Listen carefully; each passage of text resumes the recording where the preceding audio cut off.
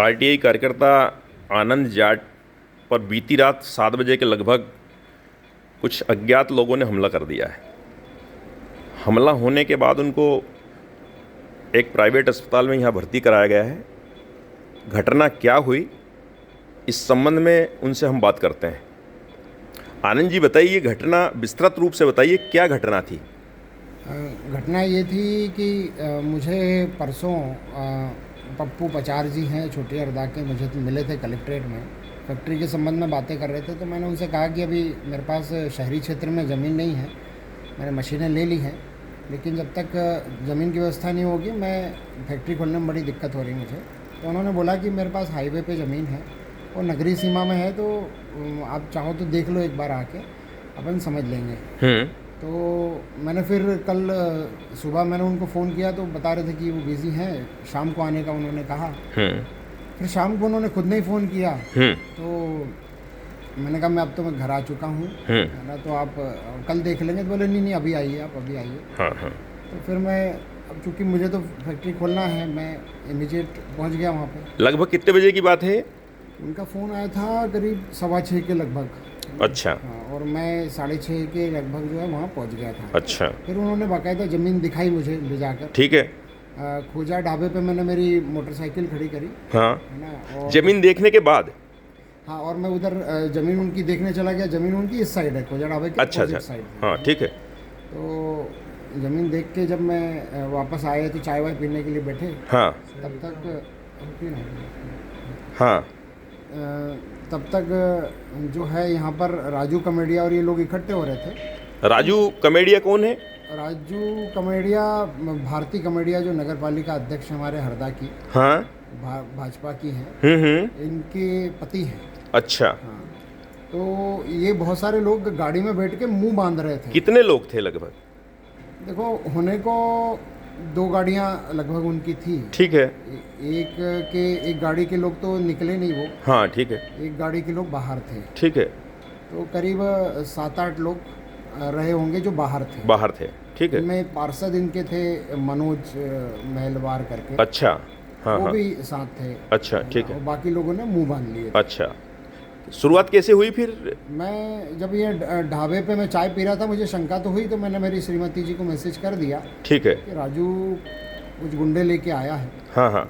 ऐसा मैंने उनको मैसेज कर दिया। तो उनका रिटर्न फ़ोन आया कि आप वहाँ से कैसे भी साइड हो जाए, उनका निकलने की ऐसी जगह दिख नहीं रही है। ठीक है। तो मुझे भी थोड़ा अंदेशा नहीं था कि मतलब इतने बड़े पद पर बैठे व्यक्ति जो है इस तरह की हरकत कर सकते हैं। हाँ, क्यों हरकत क्यों की उन्होंने? नहीं, सुनिए ना। हाँ, चलिए बताइए। उसका रीज़न समझिए। फिर ये जब मैं मोटरसाइकिल पे बैठने लगा, तो फिर राजू भाई कमेडिया ने सबसे पहले आके मेरी कॉलर पकड़ी। ठीक है। और मुझे खींचा, बोले हम सरकारी पैसे खा रहे हैं तो कोई तेरे बाप के खा रहे हैं क्या? अच्छा। ऐसा बोलता है। तो आपने क्या कर दिया था सरकारी पैसे के मामले में ऐसा? देखो क्या है कि मेरे पास में राजू भाई के कुछ एविडेंस हैं। हाँ। कि इन्होंने 2007-9 के बीच सोसाइटियों में कुछ गड़बड़ें की थी, जिन पे कुछ अधिकारियों ने इन पे एफआईआर के लिए बड़ा वो प्रयास किया था। ठीक है। और मैंने सुना शायद कि जेल भी गए थे ये उस समय में। अच्छा, सोसाइटी है ने? ये मार्केटिंग सोसाइटी। अच्छा, मार्केटिंग सोसाइटी। हाँ, चेयरमैन हुआ करते थे राजू भाई पहले। हाँ, हाँ। तो इनके बहुत सारी चोरियों के ऐसे रिकॉर्ड हैं मेरे पास। मैं उसकी प्रेस कॉन्फ्रेंस करना चाह रहा था। अच्छा, अच्छा। मेरे पास एक जानकारी ये भी लगी थी कि जो मेला लगाते हैं, हाँ, हाँ, उसमें कोई अदर व्यक्ति जो है जिसने ज़्यादा जो ऑक्शन है इसके में ज़्यादा पैसे देने की मांग रखी थी लीगल में, तो उसको ना करके कम पैसे वाले को इन्होंने मेले में अच्छा भागीदारी दी। तो बेसिकली बात है कि उसमें इनका कुछ लेन देन रहा होगा इनका टेबल के नीचे से। तो वो सब चीज़ें मैं उजागर करने वाला था। अच्छा। वो कई लोगों के सामने मैंने बात की थी कि इस तरह के करप्शन जो है मैं करूँगा, तो शायद वो खबर उनके पास में पहुँच गई। अच्छा, अच्छा। तो राजू भाई वहाँ पे आए, बोले कि पूरा खेड़ीपुरा का धुआं तेरे ऊपर ही आ रहा है। अच्छा, धुएं पे भी आपने कुछ किया? धुएं पे उसके कमेंट जो थे वहाँ पे उस समय में, हाँ, वो यही थे। हाँ, कि पूरा जो कचरे का धुआं आ रहा है, हाँ, हाँ, वो पूरा अकेले तेरे ऊपर ही आ रहा है, तेरे कोई तकलीफ है, किसी और को तकलीफ नहीं। अच्छा, अच्छा। हाँ, वो जो कचरा जो पड़ा है उसमें आग लगी हुई है। हाँ, हाँ, उस पे भी कुछ किया था? उसी पर मैं असल में क्या है पिछले 2-4-5 दिन से अभियान छिड़े हुए था, क्योंकि वो जो धुआं जलता है हाँ हाँ। उससे डायोक्सिन नाम की जहरीली गैस निकलती अच्छा, है, तो हाँ। वो जो पूरा खेड़ीपुरा और इन शहर के लोगों को शहर के दिक्कत हो लोग- रही। हाँ, हो रही है। हाँ। और उससे मुझे लगता है वो वास्तविकता जनहित भी में है। करना भी चाहिए। हाँ, वो वास्तविकता भी है कि लोग जो है उससे लंग कैंसर जो है लोगों को होने लगेगा। हाँ हाँ।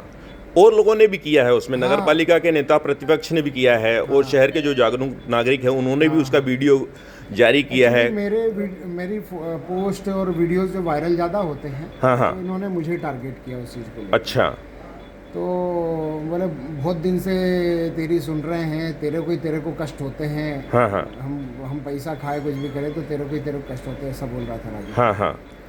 तो और ऐसा वहाँ पे बोल के फिर क्या किया इन लोगों फिर ने? इन्होंने, एक व्यक्ति आया, उसने पीछे से भड़ मारा और एक ने जो है मेरी टांग पे रॉड मारी। अच्छा। तो मेरी जो पैर है लेफ्ट वाला, उसकी हड्डी टूट गई, मैं गिर गया। हाँ हाँ। फिर जब मैं नीचे गिर गया तो राजू भाई बहुत क्रोध में था, हाँ हाँ। तो मेरी गर्दन दबाने लगा। हाँ हाँ। तो मैं तड़पा थोड़ी देर, और ये बहुत सारे लोग तो हाथ पकड़ के भी बैठे थे और कुछ लोग लट भी मार रहे थे। हाँ हाँ। और मैं तड़पा और मैं अचेत सा हो गया। हाँ हाँ। ठीक है, तो बोले हाँ मर गया अब चलो, ऐसे वो बोलता है राजू कॉमेडियन।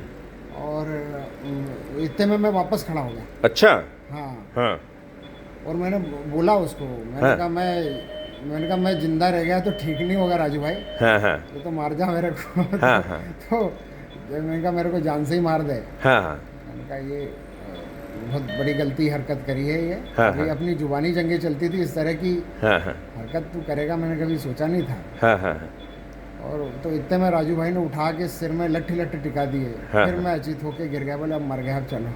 हाँ हाँ। फिर आखिरी में वो जाते जाते, ये मैं मतलब अचेत होके मैं नीचे जरूर गिर रहा था, हाँ हाँ। पर पूरा कॉन्शियस नहीं खोया था मैंने। अच्छा अच्छा। फिर वो बोले यार इसका मोबाइल निकाल लो। हाँ हाँ। तो राजू नहीं बोला, फिर एक कोई व्यक्ति आया, उसने मेरी जेब से मोबाइल निकाला हाँ हाँ।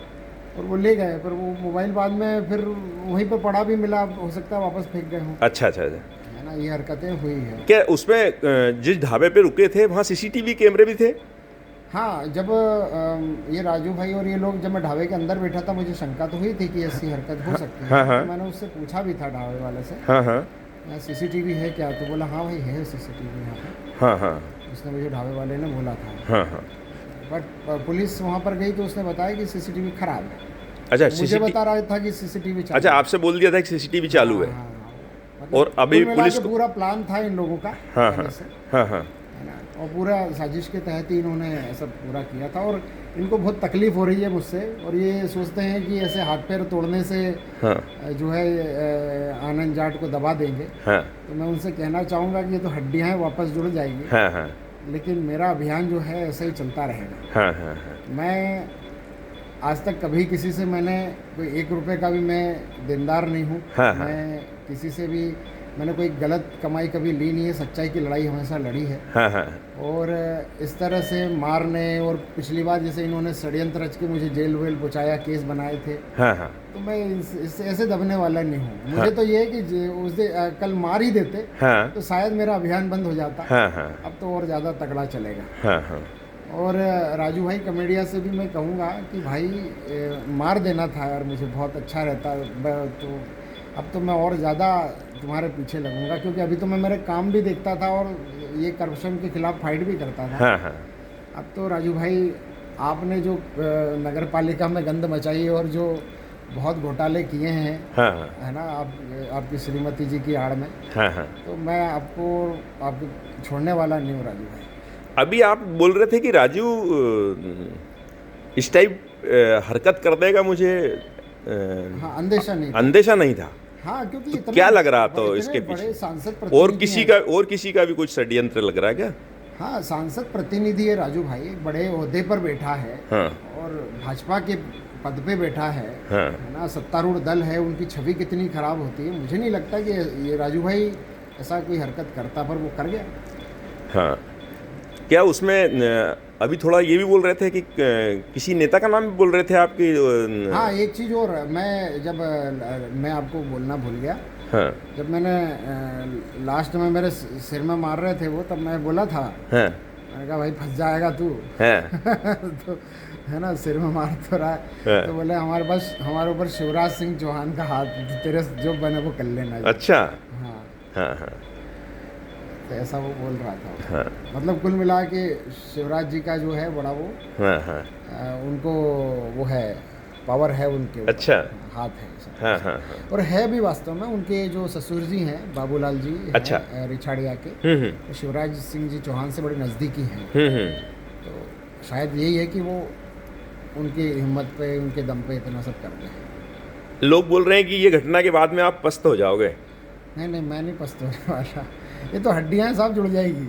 ऐसा क्या? हाँ, वो तो ये कि मुझे मार देते जान से तो पस्त जरूर हो जाता, फिर तो मैं क्या कर पाता। हाँ हाँ पर अब तो और ज़्यादा उत्साह से काम करूँगा मैं। हाँ।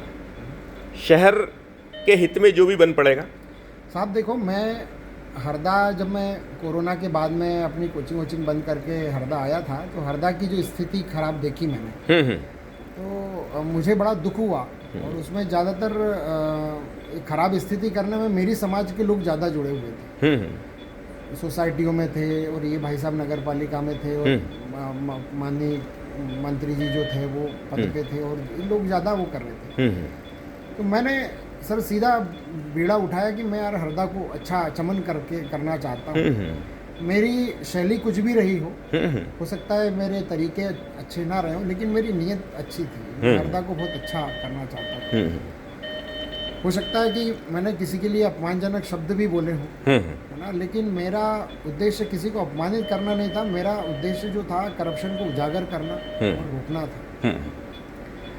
कई बार बहुत सारे लोग मेरे पास ऑफर्स भी लेके आए, लेकिन मैंने कभी किसी का ऑफर नहीं लिया। मैं आज अपनी फैक्ट्री खोलने के लिए बैंकों के चक्कर 6-6, 8-8 महीने से लगा रहा हूँ। मैं यदि कोई गलती, ब्लैकमेलिंग जैसे ही कोई काम करता, तो अब तक मान के चलो कि मैं तो एक दिन में 10 करोड़ रुपए इकट्ठे कर सकता हूँ। लेकिन मैंने कभी ऐसे कोई काम किए नहीं, कोई मेरे ऊपर इस चीज़ का दाग नहीं लगा सकता। इस मामले में पुलिस ने अभी तक क्या कार्रवाई की है? सर वो एप्लीकेशन हमारी लिख कर ले गए। अच्छा। लेकिन हमारा स्टेटमेंट लिखने में बहुत हमको स्ट्रगल करना पड़ा। वो अपने हिसाब से ही पूरा लिखना चाह रहे थे। अच्छा अच्छा। टू द पॉइंट जो हमारे साथ घटना घटी, वो लिखने में बहुत मशक्कत हमको करनी पड़ी। हाँ। अब वो प्रकरण उन्होंने क्या दर्ज किया नहीं किया, अभी हमारे पास कॉपी एक आवेदन है, उसको मैं इसमें ले लेता हूँ। जी जी।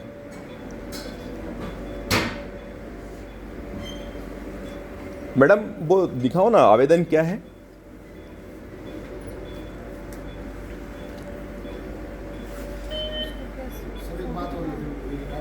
हाँ हाँ जी बताइए। मैं केरवार जी, आप बहुत प्रतिष्ठित पत्रकार हैं। मैं आपको बहुत लोग पढ़ते भी हैं।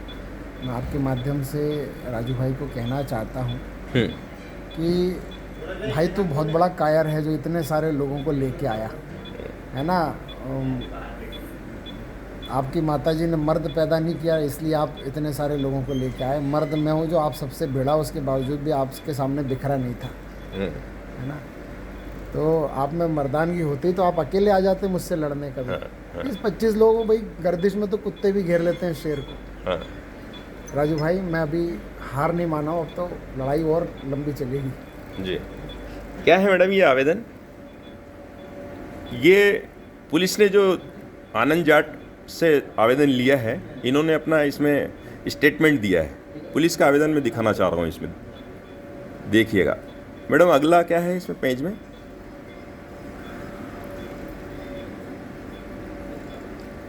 इस घटना पे आप भी कुछ कहना चाहेंगी?